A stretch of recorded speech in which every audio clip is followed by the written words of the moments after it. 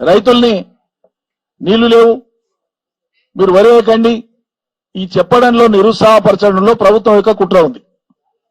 ఒకటి bonus ఎగ్గొట్టడానికి, bonus బరువు ఇంకా మాకెందుకని తప్పించుకోనికే, రెండు రేపు పండిన పంటకు కొనుగోలు చేసేటువంటి బాధ కూడా తప్పుతుందని చెప్పి రైతాంగం వ్యవసాయం వదిలిపెట్టేటువంటి ఒక భయంకరమైనటువంటి కుట్రకు తెరలేపుతుంది రాష్ట్ర సర్కార్. కేవలం రాజకీయాల కోసం ఆలోచించకండి. నేను జిల్లా ఎమ్మెల్యేలకు మంత్రులకు కూడా చెప్తున్నా, నేను చెప్తున్నటువంటి విషయాలలో మీరు సాంకేతిక అంశాలను మీ ఇంజనీర్లతో డిస్కస్ చేయండి పై స్థాయిలో. నేను చెప్పిన దాంట్లో ఒక్క చిన్న అంశమైనా తప్పు ఉంటే మీరు బహిరంగంగా వచ్చి నన్ను బజార్కిచ్చి మాట్లాడండి, నాకు అభ్యంతరం లేదు, జవాబు చెప్తాను. తప్పు అయితే ముక్కు నేలకు రాస్తాను. మీరు తెలుసుకునే ప్రయత్నమే చేయరు, మీకు ఆ ఓపికనే లేదు.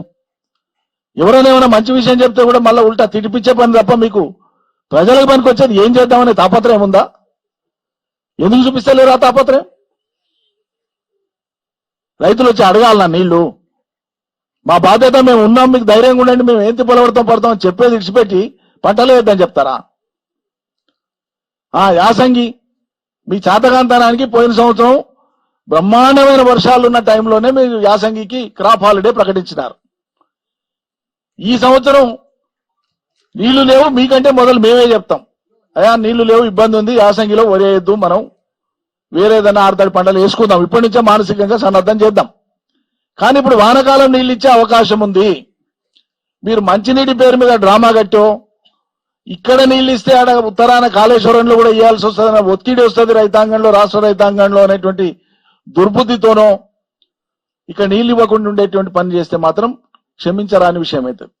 మేము ప్రోగ్రాం ప్రకటించి వస్తున్నామని చెప్పినాక ఆగమేఘాల మీద రాత్రి నిన్న మాట్లాడుకొని కింద మీద నిన్న నేను మాట్లాడితే వనపర్తి చీఫ్ ఇంజనీర్ రహీముద్దీన్ గారు, సార్ మాకు మంత్రుల ఆదేశాలు ఉన్నాయి, పైనుంచి ప్రత్యేకంగా సాగునీటి శాఖ నుంచి మాకు ఆదేశాలు ఉన్నాయి, సాగునీటి మంత్రితోన కాలువలకు నీళ్ళు ఇచ్చే ప్రసక్తే లేదు, పంటలకు నీళ్ళు ఇచ్చే ప్రసక్తే లేదు, ఉన్న రిజర్వాయర్లు ఆడాడ నింపి పెట్టుకోవడం తప్ప వేరే మార్గం లేదని మాకు ఆదేశాలు ఇచ్చింది సార్ అని చెప్పిండు.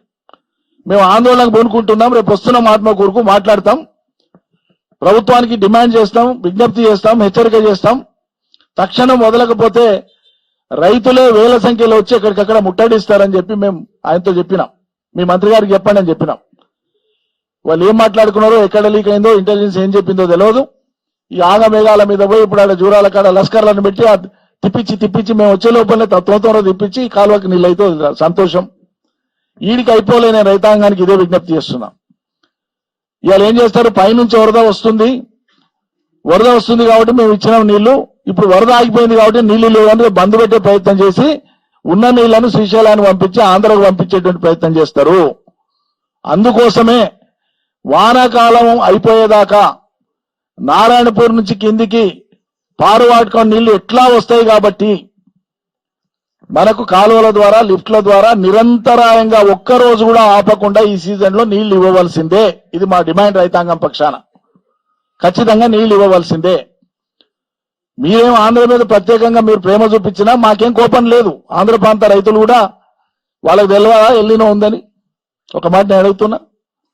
ఆంధ్ర ప్రభుత్వానికి, ఆంధ్ర ప్రాంతంలో ఉండే రైతాంగానికి ఎల్లినో ప్రభావం ఉంది, వరి వేసుకోవద్దని తెలియదా? మరి అలా ఆంధ్ర ప్రాంతంలో కృష్ణా డెల్టాలో కానీ, గోదావరి డెల్టాలో కానీ నారుమళ్లు ఎందుకు పోసినారు రైతులు, ఎందుకు పోస్తున్నారు?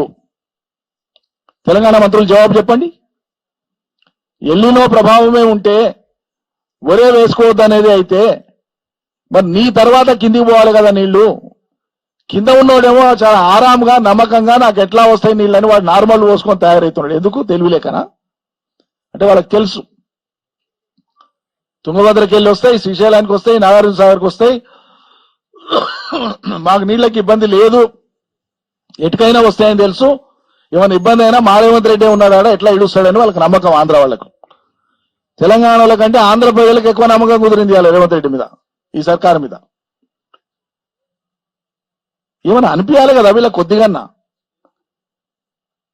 అరే నీళ్లు వస్తున్నాయో బరబరా వస్తున్నా, ఒక్కనాడు లేట్ అయితే ఒక టీఎంసీ కోల్పోతాం మనం. 4 దినాలు కోల్పోతే 4 టీఎంసీలు పోయినాయి మనకి. 4 టీఎంసీలు అంటే 40,000 ఎకరాలకు నీళ్ళు వస్తాయి. అవి నువ్వు ఇట్లా కళ్ళు మూసుకొని తెరిచే లోపల పోతాయి నీళ్లు. ఈ సోగి లేకపోతే ఎట్లా? అందుకోసమే కేఎల్ఐ కింద మేము నిన్న మాట్లాడినప్పుడేమో అసలే స్టార్ట్ చేయం సార్ అన్నారు. ఆందోళనగా మారుతుంది, ఇది రైతులు ఎక్కడికక్కడ తయారవుతున్నారని గమనించి మేము ఇలా ఆత్మకూరుకు వస్తున్నాం, ఇది ఆందోళన కార్యక్రమాన్ని మేము ప్రకటిస్తాం ఇక్కడ అని చెప్పి వాళ్ళకి తెలుసు కాబట్టి ఇలా పొద్దున ఆగమేఘాల మీద కేఎల్ఐ కింద ఒక్క పంపు స్టార్ట్ చేసిండ్రు. నేను ఇప్పుడే 10 నిమిషాల క్రితం ప్రెస్ మీట్ కంటే ముందు చీఫ్ ఇంజనీర్తో మాట్లాడినా. ఒక పంపు అయితే స్టార్ట్ అయింది సార్ అని పార్థసారథి గారు చీఫ్ ఇంజనీర్ అక్కడ కేఎల్ఐకి నాగరికల్ జిల్లాకు వస్తుంది. ఒక పంపు స్టార్ట్ చేసినాం సార్, మిగతాయి కూడా స్టార్ట్ చేస్తామనేటువంటి మాట ఆయన అన్నాడు. ఈ ఇంజనీర్లకు ఉండేటువంటి ఆ ప్రేమ, ఇంజనీర్లకు ఉండేటువంటి ఆ దయా రైతాంగం మీద మీకు మంత్రులకు ఎమ్మెల్యేలకు లేకపోతే ఎట్లా నాకు అర్థం కాదు.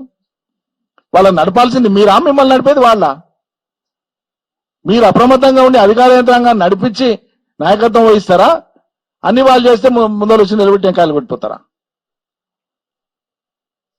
కాబట్టి కేఎల్ఐ 3 పంపులను నిరంతరాయంగా నడపాలి ఈ సీజన్ అయిపోయేంత వరకు, శ్రీశైలంలో నీళ్లున్నంత వరకు. జూరాలకు పైనుంచి నిరంతరాయంగా నీళ్లు వస్తూనే ఉంటాయి వానకాలం సీజన్ అయిపోయేదాకా. జూరాల సొంత ఆయకట్టు అయినటువంటి కుడియడమ కాలువలతో పాటు జూరాల మీద ఆధారపడ్డ నెట్టెంపాడు, భీమా ఫేజ్ 1, ఫేజ్ 2, కోయిల్ సాగర్ పంపులను నిరవధికంగా నడపాల్సిందే. ఒక్కరోజు గ్యాప్ ఇచ్చినా రైతాంగం మిమ్మల్ని ముట్టడిస్తారు. ఖచ్చితంగా చెప్తున్నా, మేమే ముందలు ఉంటాం. రైతాంగానికి నీళ్ల కోసం ఎంత దూరమైనా పోతాం, ఎంత ఖచ్చితంగానైనా మాట్లాడతాం. ఈ సాగునీటి మీద సాగదీతలు చేయకండి. అందరికి అవగాహన ఉంది సాగునీటికి ఎన్ని నీళ్ళు అవసరం పడతాయో. అంటే ఇక నీటికే ఇబ్బంది అవుతుంది, కటకట అవుతుంది అనేటువంటి డ్రామా కట్టి రైతుల గొంతు కోయాలని చూస్తున్నారు మీరు.